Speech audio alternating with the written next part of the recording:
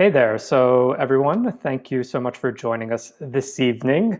I must admit and be fully upfront that you can see it's daylight outside in my apartment, so we are pre-recording this on Wednesday afternoon. But I'm delighted to be joined by Andrew, who presented a beautiful program this evening, which was great fun for me to play alongside of you. But thank you for just a stunning concert. So Andrew, I would just say up front, like the reason we're recording this ahead of time is that he got drafted into a last-minute Handel Messiah, which will air live this weekend. So do you want to give us a quick plug for that and tell us about that? Sure. So I am singing this Messiah with Bradley Hills Presbyterian Church in Bethesda.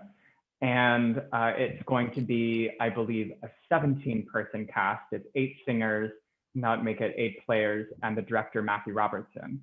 And it's going to be great fun. I was honestly really, I was really regretting not being able to sing a Messiah this year, but given the circumstances, I'm really happy that we've been able to. So that's going to be streamed live on Saturday.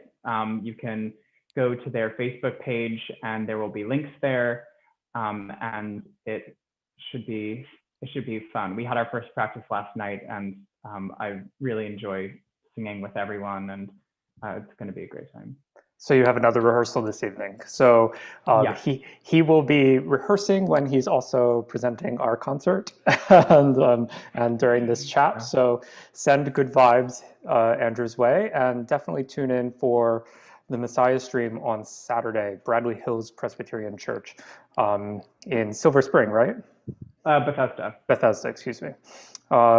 So in a season of many missed kind of traditions this year, so many of us are missing the opportunity to hear Messiah and to have one that's actually presented in person and live, but albeit in a safe and appropriate manner, should be fantastic. So I'm really looking forward to it, and it's presented its own challenges, from being able to hear everyone when you're all spread out to just trying to actually breathe through a pretty inflexible mask. But it's honestly so worth it, and I wouldn't have it any other way. How far spread are all the singers? Oh, if I had to guess, it'd be like probably about 10 feet each. I mean, it's a large sanctuary and a large choir loft directly behind the altar, and so we're a good 50 feet from Matthew conducting, it feels like. So it's I'm glad I know the piece well, because otherwise I would probably be really struggling to keep in time and to be singing with everyone else. But of course, in Messiah there are so many melismas, very fast-moving notes that is part of the excitement of the piece. But typically, when you're singing those, you're right up against all the other musicians and right next to the other singers with whom you need to align. Have you found it particularly difficult to manage that? That's actually been the biggest challenge, are the melismas. And it's one of those things also where it's just a big enough space where if you wait until you've heard it, you're too late. And so it's always a really challenging exercise in not listening to yourself and going off of the tempo that the director is giving you rather than what you're hearing in the immediate moment. And I grew up singing at Washington National Cathedral, and I always compared that to learning how to drive on the Beltway. Because it's hard to learn there, but once you can do it there, you can do it anywhere. So I grew up having good practice in that exercise, and with the Messiah itself, no less. So yeah, absolutely, it's fun. Well, it was lovely to have you sing for us in the space at Emmanuel. And I wonder if you might just tell us a little bit about how you conceived the program this evening. Absolutely. So I was really inspired by everyone talking about how strange and vivid their dreams got during lockdown. I think that between the fact that we weren't seeing very much past our own households, and we're probably drinking a little bit more, and we're just completely thrown out of our routines. I think from what I understand, that combined with the sort of collective trauma just meant that everyone's dreams were going haywire. Mm-hmm. And it struck me that that was this really remarkable space that everyone got to share. It's something completely personal and individual, your dreams, and yet it felt like everyone was having this bizarre experience with their own personal lives at the same time. Mm-hmm. And so I decided to put together a program that sort of looked at all the things we wanted to be doing, the way that we wanted to see past our very limited confines, and the very tough things that might be happening during the day. And so I started with Barber, Green Lowland of Pianos, Mm-hmm. which I always imagine Sir David Attenborough narrating a YouTube video of like the cows and horses when they've been stuck Yes, exactly. inside all winter, and then they get to go out on the pasture for the first time in like February or March, and they're just like jumping around and going nuts. To imagine that pianos that have been holed up in a concert hall would do the same thing is just such a lovely image to me, and it just sort of touches that absurd streak that you just kind of accept in your dreams and you don't think twice about, and then you wake up and you're like, wait a minute, that was totally crazy. and so I thought that would just be a lovely start to a program, given the sort of fact that everyone's dreams were totally bonkers.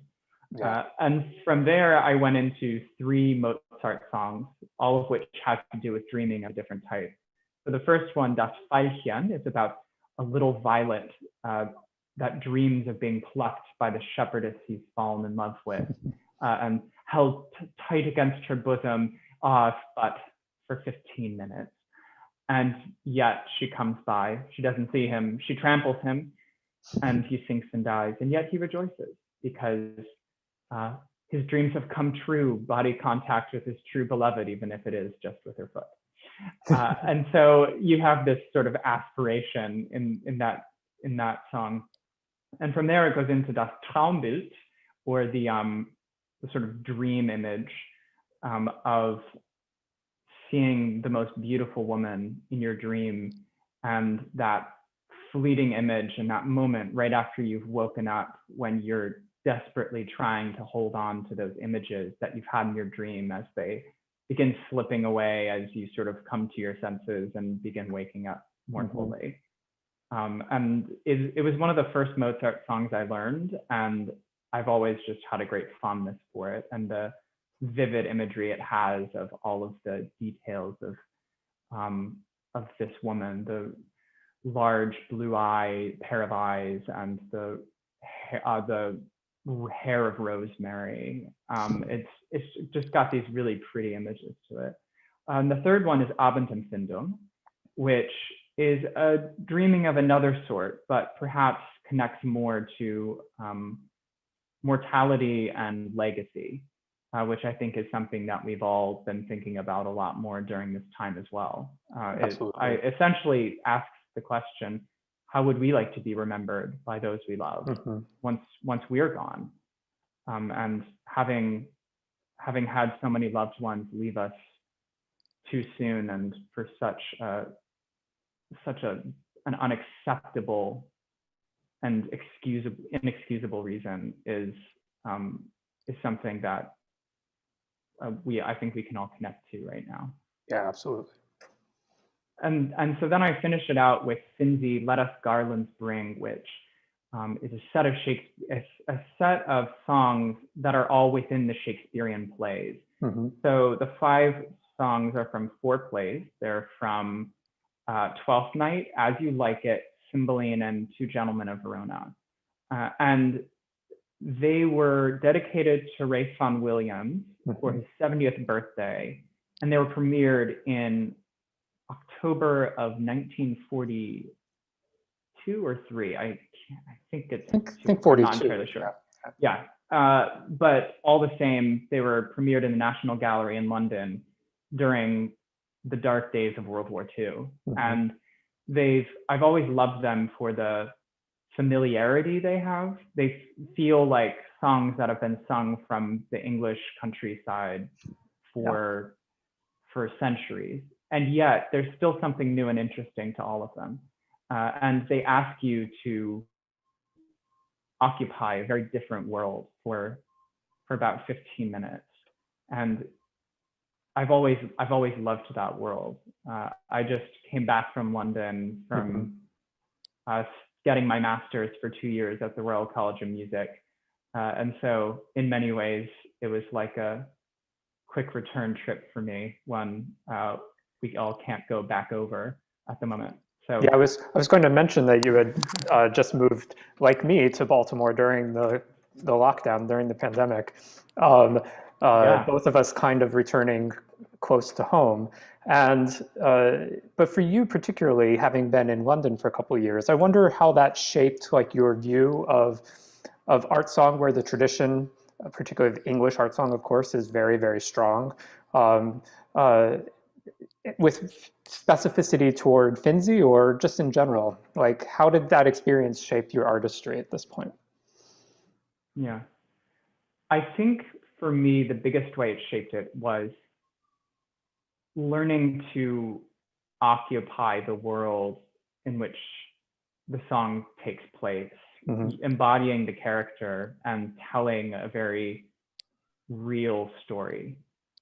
And I think of I got to coach a lot of English song and a lot of German and French song with a lot of really amazing coaches who have been consummate singers of art song for years and decades even.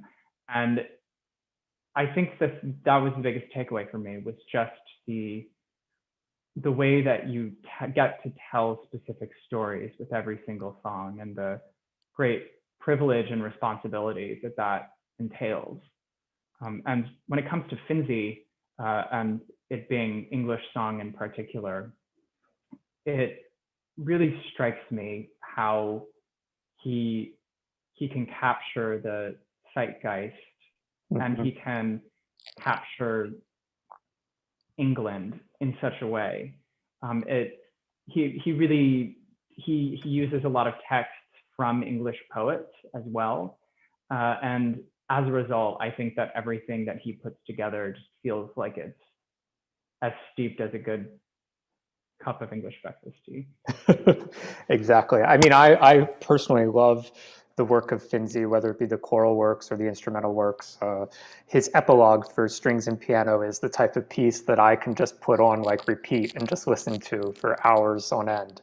Because it's just so lovely and so balanced, and he's a name that's often overlooked in wider classical music circles, and I think it's worth everybody going and looking up all the Finzi art songs and many of the other Finzi works as well, because he was such a great crafter of not only musical line, but kind of, as you say, capturing the spirit of texts and finding that special combination that's often elusive for a composer. Absolutely. I was really struck personally because I know the work of Finzi relatively well, but as ubiquitous as Mozart is, for me, like I had never had any reason really to engage the art song of Mozart.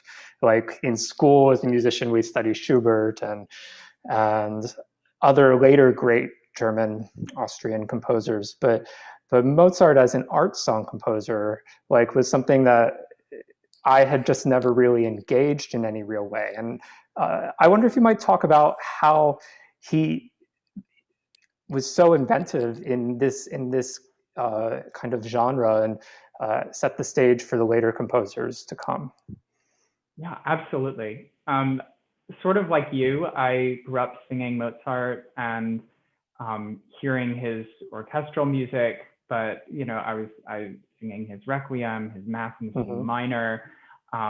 These days, his opera, which I absolutely love, and yet his art song is really ahead of its time in a lot of ways. Yeah. The sort of traditional piece that you would hear in a traditional Western art music course would be Schubert El König, in which Schubert takes the piano and basically gives it its own character, and then uses the singer as its own character, and they each contribute to the greater space, and they both have things to add, and they ask you to embody and to interpret.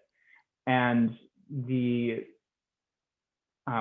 thing about that was that it's important to remember the tradition that came out of, which was writing songs that people could sing in parlors, just the everyday person. And the opinion about what poetry, set to music was for, which is the music is a vessel for the poetry. The composer is basically doing a setting. They're not really putting their own voice or their own perspective or their own angle on it. And so within something like Das Traumbild, a set of verses, that is far more what art song before the likes of Schubert sounded and looked like. And yet, Abendempfindung is really extraordinary. You begin to see these moments where you're taken out of the story and you feel the west wind and this, the chill. And you have these moments where it almost breaks down into recitative, just sort of basic storytelling with bare bones chords. And then all of a sudden it just runs right into the next little bit of the story, and it just goes right along. And so you begin to see this really great experimentation and this really great opportunity that Mozart gives singers to interpret and to bring their own voice into play. And in that sense, I think that Abendempfindung is one of the most beautiful lieder, even if it does come well before what many traditional thinkers see as the sort of golden age of lieder. Yeah, well, I couldn't agree more. I mean, this is such a stunning program, from the imagery of the Barber with the pianos out in the field and the frogs gurgling and whatever they're doing, all the way through the Finzi. It was just such a pleasure to hear all of this wonderful repertoire, and for me to have the opportunity to work on it alongside of you and to join you in it. I had a really wonderful time too, and getting to perform it with you and work on it with you, and I really felt like we got to have a great creative experience together. Yeah, absolutely. I thought we got to. Rehearsal should be fun, and rehearsal should be easy, right? Exactly. And that's what it was, for at least from my perspective, when we were putting this program together. So thank you. Very quickly before we finish, what's your favorite thing about being back in Baltimore, back in this area? Oh my gosh, favorite thing about being back in Baltimore, I'd have to say seeing the Maryland flag everywhere. Oh, really? It's just the kind of thing where when I grew up in Maryland and DC, which both have amazing flags, and they're the kinds of things that you realize how much a good flag matters. It gives you something to rally around, to be proud of. It speaks for greater values that you all hold together, and it gives you something to fight behind. And I think that Baltimore has always been a place of fierce independence and people who fiercely love the place. And whenever I see a Maryland flag on someone's hanging off someone's row house, I just get to be reminded of how much people care about this place and all the ways that its amazing citizens have, made Baltimore the place it is. Yeah, I'm struck by all the people at the gym who have like Maryland flag gym gear. And yeah, you almost see it more than American flag stuff. I know. It tells you something. I mean, people in Maryland all the way. There we go.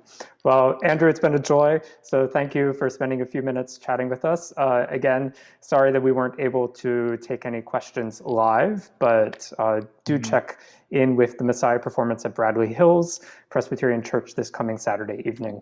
And you'll get to hear Andrew again, as well as some wonderful other musicians. So thank you so much and have a wonderful day. Thank you.